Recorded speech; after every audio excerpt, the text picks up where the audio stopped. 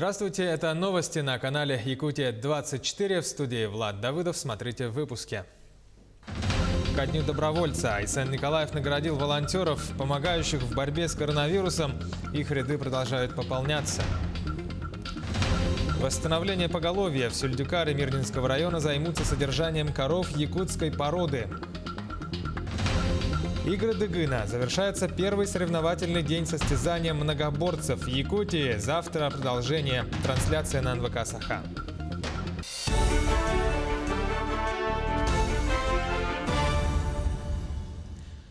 В республике возводится онкологический центр стоимостью почти в 7 миллиардов рублей. Ход работ сегодня проверил глава республики Айсен Николаев. Ему доложили, что работы по строительству здания онкологического диспансера с поликлиникой на 210 посещений в смену и стационаром на 180 коек с хозблоком ведутся согласно плану. Отставания от графиков нет. В настоящий момент на стройке трудятся 160 человек. До 20 декабря полностью контур здания будет закрыт. Глава республики, подводя итоги объезда, отметил, что строительство крупнейшего объекта здравоохранения республики, да и всего Дальнего Востока, финансируется прежде всего за счет средств федерального бюджета.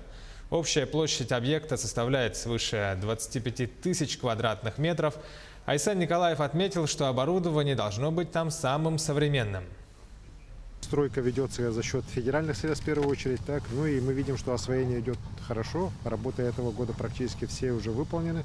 До 20 декабря полностью контур здания должен быть закрыт. Ну и мы планируем, что в течение 2021-2022 года все-таки основные работы сделать. И так по плану объект должен был введен в 2023 году, но учитывая темпы работы наших строителей, общие подходы наши к тому, чтобы этот объект максимально короткие сроки ввести, потому что, конечно же, он жизненно важен для тысячам людей, для даже не их здоровья, а их жизни. Мы надеемся, что все-таки мы сможем объект уже ввести к концу 2022 года. Лучшие волонтеры республики получили сегодня из рук главы Якутии памятные медали и грамоты за бескорыстный вклад в организацию общероссийской акции взаимопомощи «Мы вместе», учрежденные распоряжением президента России. От имени жителей Якутии Айсен Николаев поздравил волонтеров за бескорыстную работу. Особую благодарность Илдархан адресовал волонтерам-медикам, которые работают на передовой в красной зоне, помогая медицинским работникам побеждать ковид. В год патриотизма Айсен Николаев также отметил деятельность волонтеров Победы, благодаря которым, несмотря на все сложности с проведением мероприятий, посвященных 75-летию Великой Победы, сделано очень много. Волонтерское движение всегда было популярным в республике. На севере ценят отзывчивость и готовность по зову сердца бескорыстно прийти на помощь. И пандемия коронавируса стала возможностью проявить свои лучшие качества. Одним из первых в стране 18 марта в Якутии открыли республиканский волонтерский корпус, чтобы помочь пожилым в условиях самоизоляции, покупать продукты, лекарства и товары первой необходимости, заготавливать дрова, лед, выносить мусор, доставлять продуктовые наборы. Волонтерами Горного Улуса была организована акция взаимопомощи «Мы вместе». Стартовали мы работу с 23 марта, и на сегодняшний день обработано 2283 заявок. По Горному Улусу всего задействовано 63 волонтера в возрасте от 18 до 48 лет. Тем временем 213 новых случаев COVID-19 выявили в Якутии за минувшие сутки. Из них в столице 108, в Мирнинском районе 10 случаев, в Нерынгринском районе 9, Мегино-Кангаласский район 7, Усть-Алданский район 6, Вилюйский, Алекминский, Тампонский районы по 5 случаев заболевания. Во многих других районах от 1 до 5 человек также заболели коронавирусом. За сутки лаборатории республики провели более 4000 исследований на COVID-19. В Ленске торжественно открыли новое здание спасателей Ленского района. Сюжет нашего корреспондента Светланы Балеевой. Церемония собрала всех спасателей района. Открытие здания они ждали с весны. Именно тогда начала функционировать служба спасения. О готовности открытия доложил первый заместитель начальника службы республики, после чего торжественно разрезали красную ленту глава района и руководитель службы спасения. После открытия состоялись показательные учения. По легенде, нужно было из искореженного автомобиля спасти человека, с чем спасатели успешно справились. уносится и передается скорой помощи. Здание, где сегодня располагается поисково-спасательный отряд, отремонтировано за счет средств районного бюджета. Да и создание самой службы спасения было идеей районных властей, которую поддержало правительство. И сегодня мы, скажем, в Купец Республика сделали очень хорошее дело. Организовали, скажем, службу спасения на территории Ульяновского района, которая на самом деле очень необходима. На самом деле, я помню, когда только стал главой, несколько дней была пурга, и фактически эта машина, семья с ребенком осталась на линии. И когда обратился в нашу службу МЧС, они сказали, мы не спасатели, мы пожарники, мы этим делами не занимаемся. Мы понимали, что для таких случаев обязательно спасение должна быть. Зона покрытия Ленинского филиала службы спасения распространяется на соседние Мирнинский и Алюпинский. Спасатели уже приняли участие в 11 чрезвычайных ситуациях. В штате пока только 5 человек, но в скором времени их численность увеличится. Вот мы сейчас подбирали кадры.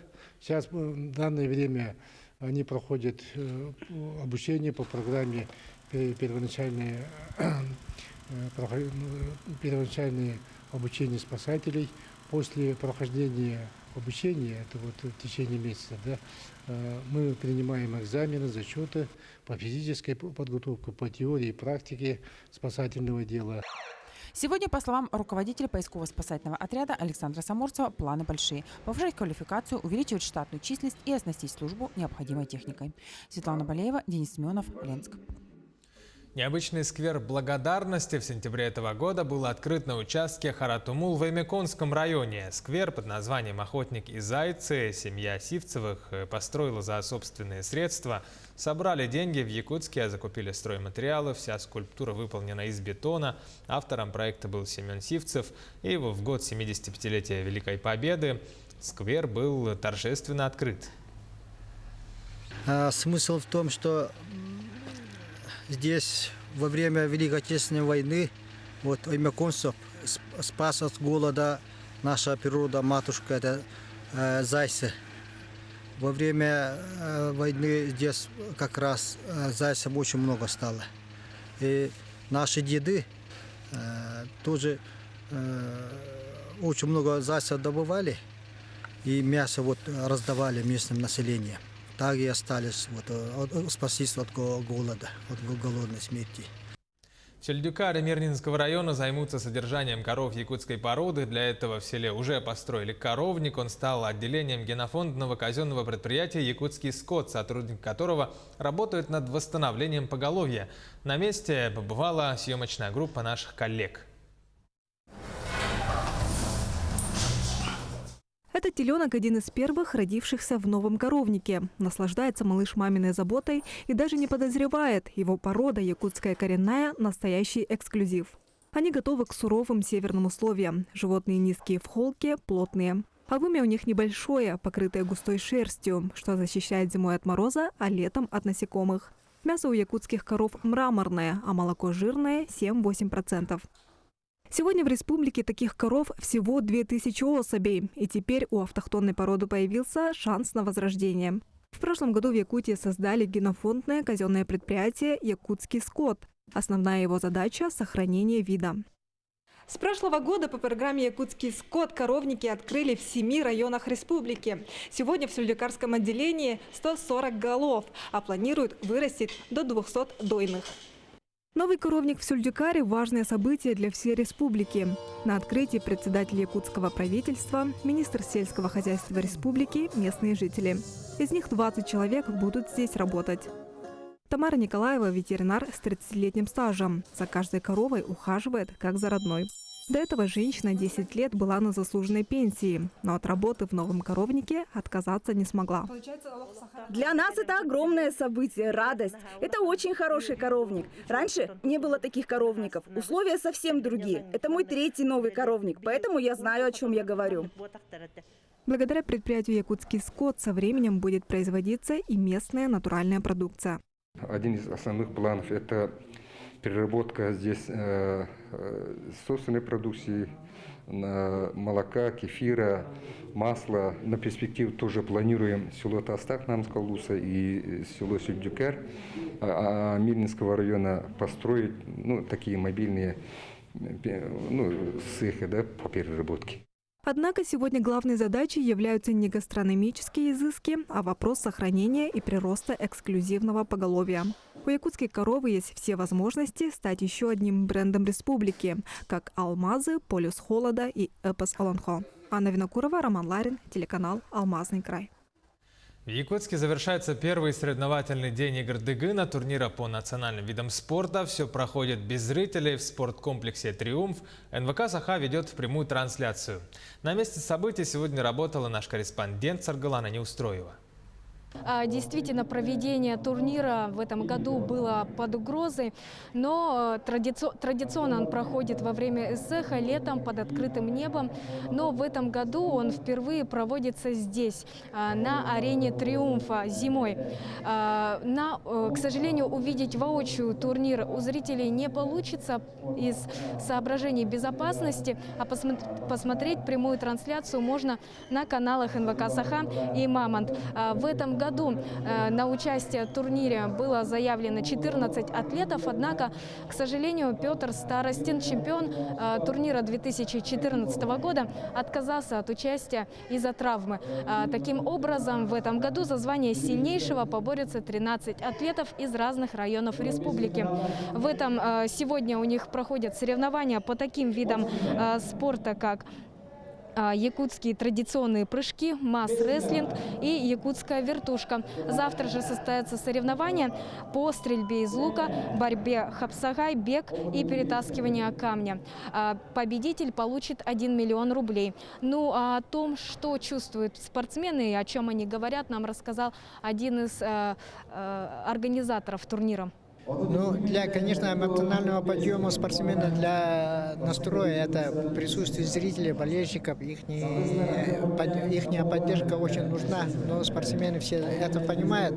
Но они ждали вот это. Для них главная задача это соревноваться друг с другом и доказывать, что в данный момент кто-то лучше. Поэтому у них отсутствие зрителей, но будет какие-то вот эти виды. Я считаю, что каждый как готов, так и будет выступать. Они все лето ждали этого, готовились, поэтому на результат сильно повлиять не будет то, что вот зрителей нет. Мы будем следить за дальнейшим развитием турнира. Завтра также ждите подробности. Таковы новости к этому часу. Оставайтесь на телеканале Якутия-24. Наши корреспонденты следят за развитием событий. Берегите здоровье, носите маски.